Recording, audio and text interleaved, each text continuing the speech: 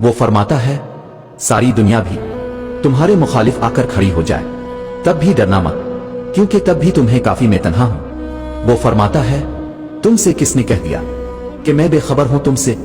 میں تو تمہارا آسمان کی جانب منہ پھیر پھیر کر دیکھتا ہوں۔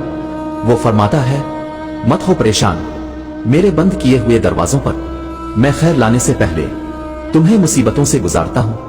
وہ فرماتا ہے سب کو چھوڑ کر اندھا اعتبار کر لو مجھ پر، یقین کرو میں اپنے وعدوں کا بڑا سچا ہوں۔ کیا پتا اس بے بسی کے بعد تمہارے لیے ان کا معجزہ ہو، کیا پتا تمہاری من پسند چیز ہی اس امتحان کے بعد تمہارا صلہ ہو، کیا پتا جو تمہاری رضا ہے وہی اللہ کی بھی رضا ہو، کیا پتا جو چھین لیا گیا ہے تم سے وہی تمہارا حصہ ہو سکتا ہے وہی تمہارے حق میں بہتر ہو۔ اللہ پاک تمہارا صبر آزما رہا ہو۔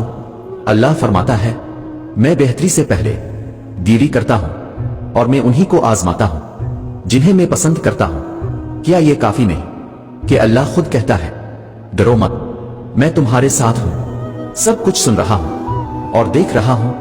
وہ جانتا ہے کہ تڑپ کو ٹھنڈا اور زخم کو مرہم کب کرنا ہے، اور جتنے تمہارے زخم گہرے ہوں گے اسے بات کر کے اپنے دل کو سکون اتنا پاؤ گے